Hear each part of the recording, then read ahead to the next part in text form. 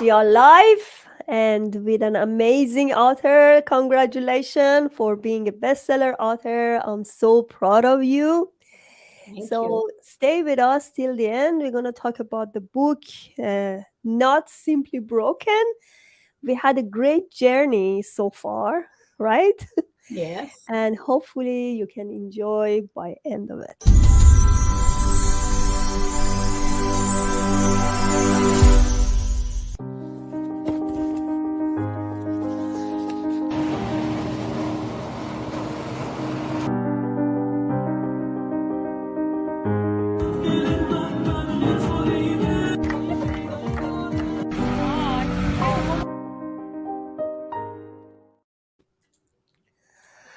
Welcome, welcome, Betty. Hopefully, other people join us today. We're going to talk about your book, Not Simply Broken. Okay, tell us about your story. How did you start thinking about writing this book? Thank you so much, Panta, for having me. It's been an honor working with you for last how many months? It's been almost a year, I guess. It was a big journey, and we did it. Um, the book, I started writing the book almost maybe 7, 8 months ago. After the events that happened in my life, it's all mentioned in the book. There were time that it came to my mind I have to write this book over years and years, even when I was like in early marriage. But I was always postponing or thinking, oh no, I don't need to do that, or nobody would read this book. But there was something that I had to do it, and with your help and help of my friends and my family, I did it, and we are here to launch it. Yeah, interesting. We just wanted to launch today, but we already got the bestseller. So it's a great book. If you want to, if you love memoirs, and want to know about how you can be more resilient, so go ahead and read the book. It's in Amazon, Not Simply Broken. You can find it in everywhere in all the markets. um, what I like about the book is not only your own story. It really resonated with me because I had a lot of similarity, and we are from the same culture, from Iran, and we almost had the same path, as we actually went same education system, we live there, and the immigration, of course, is a very big part of it, because immigration is a great milestone for all of us. And this book is for people who love to know how to overcome immigration challenges. Because when we start living here, when we start arriving and landing, we have lots of dreams, and we think that, okay, this is a dream country. We should actually gain a lot of opportunities. We have to seize it. So what was your plan before coming here? I know in your book you actually mentioned a lot of things about your immigration challenges, especially your education. The plan was just coming to dreamland, to a better land, because of the limitations that we all were facing in Iran. And we thought that it's a better opportunity for ourselves and our children. I guess that's why most of immigrants came to Canada, or they came to the other countries. But it's funny that when you say that you found similarity in this book with your own life, I heard it from a lot of people who had read the book already. One of my friend in Alberta messaged me and said that the chapter that you wrote about your sister, I cried because I saw myself in your sister's situation. I was raised without love, without anybody loving me and wanting me, but I fought for my life and my dreams. And actually, she's one of the people that helps me a lot in a spiritual way. She does meditate a lot, and she's an amazing nurse. She's a nurse herself. And also, there was a girl who read my book and told me that since I read your book, I found myself that I can achieve my dreams as well. If you could do it with all of those limitations and restrictions that you had, I'm taking everything for advantage. She was a second generation immigrant to Canada from um, a Spanish country. And she cried actually. She hugged me and she said, after finishing your book, I decided to go and continue my education. She's a 30-year-old girl who is very smart and intelligent, and she has a heart of gold. And when she was hugging me and crying and telling me that, I started to cry and said, you know what? This is enough. If you do that, I think that I reached my goal. I don't need any readers. I don't need anything else. If I could change one person's life, if I could help you with my book, reaching your dreams and fighting for your dreams, this is enough for me. Honestly, this is satisfying, and it's a big fulfillment for me that I think that everything was worth it. All of the hassles and um, all of the difficulties we faced during writing this book, I think it was worth it. There are few part of the book that I love it. First of all, your childhood, all the limitation, restriction you had for education is it's I can't actually believe it. Um, we don't want to talk about it right now, but she had a lot of challenges, even going to elementary school. No, you finish elementary school, right? Yeah. So going to high school and even university, you had a lot of challenges, even studying, which is right now it's very simple and it's easy to do. Yes. But and then immigration afterwards, and then your resilience after divorce. I can see how you could stand up again and recover from those painful moments, and also losing your father and your sister, which is not really easy to tolerate. All of these parts are in the book, and I know grief is actually is part of us. All of us lose somebody, and as we grow older, we lose more, right? Yes. And the most important part is how we can react to those grief and loss, and how we can rebuild from those moments again, how we can learn from them. So we just want to talk about your sister, if it's okay, Yeah. right? You lost her when she was only 19 years 19-year old. old. Yeah. Yeah, Yeah. that's so painful. And I just want to know how, what was your strategy to overcome those grief with your family? Um, I think by sticking together, talking to each other. It's at that point, like years and years ago, and back in Iran, it wasn't like common to go to a counselor, to a grief counseling. These days are like, these stuff is are more known to people and more accessible, but we didn't have that kind of luxury back in Iran. But family, we as a family, we were sticking together, we were talking to each other, we were crying together, and we were talking about the pain that we were experiencing.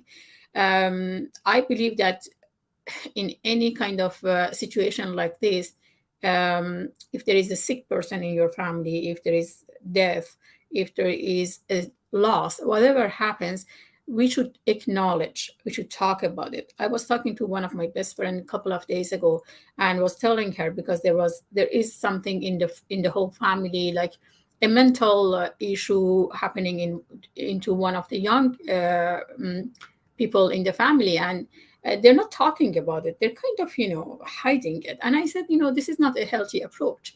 what we need to do, we need to sit and talk, because a mental or any addiction problem is like a physical problem that we have. If one of our family member has a heart attack, for example, don't we sit and talk and consult to each other, say, okay, how we can help that person? This is exactly the same. If you have a person who is in your family or in the circle of your friends that are is suffering from addiction or any mental issue, uh, don't be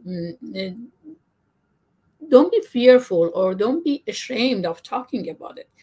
This is nothing that you should be embarrassed of. It happens, and it happens a lot. Like depression, like anxiety, these stuff are very common. We should talk about it, and as a family member, as a friend, we should sit and acknowledge and find the ways how we can help that person. I think that's how we could help each other at that point as well, because her death kind of made us closer to each other, and we discussed about what we could have done to prevent this event. Unfortunately, it did happen, but it helped us looking at this stuff in a very different perspective, and taking care of our smaller siblings more closely, and thinking that we should be supportive no matter what. We should love them unconditionally, and no matter what, we should be there for them anytime, at all the time. Great. Yes, I believe in it. Actually, support is so important, especially if you are with a family. But when I know in your second milestone, you third milestone, because you had immigration in between, you actually had a painful divorce after 29 years, which is not easy. And you said journaling really to help you go through this. And we've been together for 7 8 months, right? We are writing this book together, we talk to each other, and I see you after 7 8 months, how it affected your life. And I can see you are stronger, you are happier, and you can even help others how to go through this, right? How to go through. So, for people who are just separated or got divorced, what is your recommendation? Honestly, what comes to my mind is, there's a song saying that what doesn't kill you make you stronger. Um, there are two approaches. You can sit and do nothing and be depressed and go on medication for depression and whine about it and complain about it and try to play a victim role and try to get attention from everyone. Honestly, people get tired of helping other people because everybody has their own life. If I sit and I ask for help all the time, they might help me a couple of days, a couple of weeks, even maybe a couple of months. But after that, everybody has their own life. They have to go and deal with their own problems and their own issues. Who can help us is ourselves. We can help ourselves by trying to grow from the pain, by acknowledging the pain, by getting help from professionals, like either your counselor, therapies, or books. Books helped me a lot. Writing helped me a lot because I knew free writing. Free writing helped me before, and I tried to do the free writing again. And I found out that when I'm doing the free writing, meaning that I'm just writing whatever comes into my mind, I put it on the paper and then I throw it in the garbage. I don't even read it. That helped me to overcome my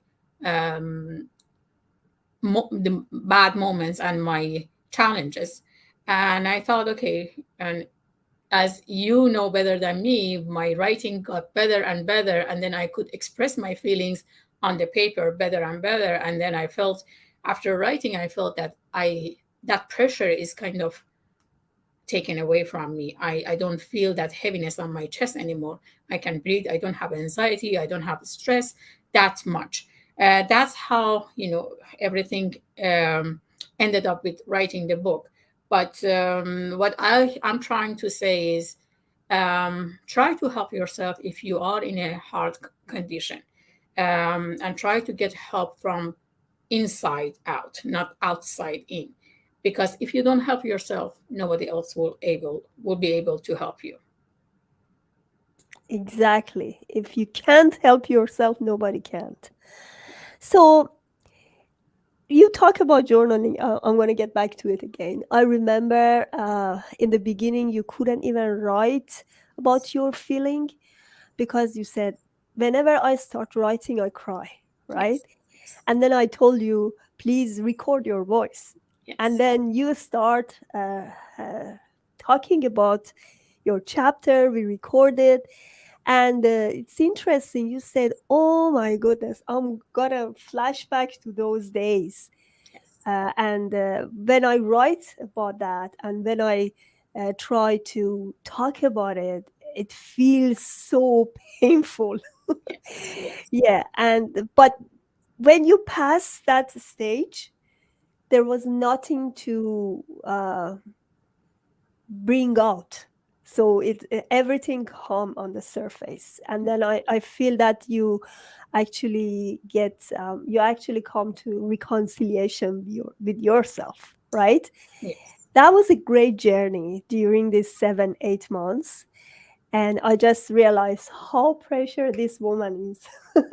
And I learned so many things from you during this writing and during this journey. It was not only writing, it was about your life, yes. right? Yes. Honestly, Panto, I haven't passed that feelings 100% yet. Still, when I read the book, I cry. When you asked me to, for the final edit, you asked me to read it, I couldn't. In some chapters, I I couldn't read it. I couldn't read it to just even make the edit on it. I asked my close family and friends to help me out because that flashback was painful, and it's still painful. Uh, but it's a reality, unfortunately, that everybody is facing some kind of difficulties in their lives at some point. But writing the book was one of the best things that I've done in my life. Exactly. And uh, I mean, it's so amazing when you feel so connected to what you write. This is your creation, and this is your healing process. And you remember about the introduction we started writing. One night I just start writing the introduction in Farsi Yes, yes, because Farsi is our language and it's our heart yes, language. And I cried so badly. I was like, oh my, as I yes, connected to this story myself, how others like Betty herself, she actually read this introduction, and then Anusha actually translated it to English. Uh, because sometimes you can't talk about your emotion in another language, yes, yes. It's right? really hard. It is hard. Yeah, Yes, it's so hard. But any step of this book, it's uh, you can see a lot of joy and a lot of pain inside for me and for her because I could resonate with her. I could understand what she's going through, about her immigration, about her story. And she also talked about the love of her son and how was his engagement party, so there are a lot of great things in the book. We don't want to talk about it more, but is there, and she's first of all, she's a bestseller author. Congratulations. thanks to you Yeah. and to And all of my readers. yeah, I'm so proud of you, and I wish you a lot of great success Thank with your future. I you. just want to ask you something. Uh, what what is your plan for your future? Like, do you want to write another book, or do you If have any promising? if if I tell you that I don't know, you might not even believe me. But honestly, after all of these, as you are aware, a lot of things changed in my life. Like Yeah. last year at this point, I could never ever imagine that's where I'm going to be at this point of my life, where I'm going to live, where I'm going to travel, where I'm going to be at, where I'm going to work. Am I going to write another book? Because when you finish reading this book, you know that there is a new chapter. As my a young friend in Alberta told me when she read the book, it's funny that I was in a very small town in Alberta, and then when I received my book by mail, she was working in that accommodation that I was at, and she called me. She said, "Betty, you have a package." And then I went to get the package. I'm like, "Do you want to see what I got?" Because I knew what package is. She said yes. And then I opened the package and she saw my book and she's like jumping and she's like, "Oh my God, I didn't even know." And I'm like, and she's asked me if I can lend her a copy, which I did. And then she read it. And then mm, that's how she came to me. And she said that she's deciding to go back to school just by reading the book. Um, what uh, I wanted to say, it's at that point she told me, because she knew what I'm doing right now, and she knew that a lot of things had changed in my life after even after writing the book. She's like, maybe you need to write another book because this chapter now is happier, and it's better than the one that you mentioned in your book. And I said, I'm thinking about it. I might do it because now I'm doing travel nursing, I'm doing life coaching, and I'm traveling all over the places in very distant areas, helping people in like small emergency rooms, small places that there is no accessibility to health. And I'm very proud of it. It's very challenging, of course, but I love it, and it helps me to appreciate whatever we have in the city, like the internet, the electricity, the accessibility. Like even going to a bank, if you need anything, there is no bank. I had to drive 200 kilometers to reach a bank. Wow. And to get a coffee, it's like, it's not easy. Whatever we take it for granted here in big cities, when you go to these places, you're like, you die to get one simple coffee somewhere, and it's not accessible. Um, that gives me the appreciation more. That gives me, when I come back to city, I'm like, wow, look at that. Maybe I will write about those experiences. Who knows? But I have a message for you. Yes, she's gonna be she's gonna be in another book soon, right? Needs gap. Yes. And it's about a health. It's a health genre, and because she's a nurse, registered nurse, right? Yes. So that's why she's gonna have another book soon. We will have this Yeah. announcement probably in uh, October or November very soon, and she's gonna be with us again. Yes, I'm really happy and excited about that as well, because I always believed in the relationship and connection between mind and body. And in this book, we are talking about the connection between mind and body, because I've seen it in my experience and in my career, that how important it is, like whenever we feel sick, whenever we have some physical symptoms, how they are related to our mind. So this book is going to be another amazing book. Yes, thank you so much, Betty. I Thank you. actually um, wish you a lot of luck Thank for your future books and this book as well. Thank thank you. you so much. Thanks for having me.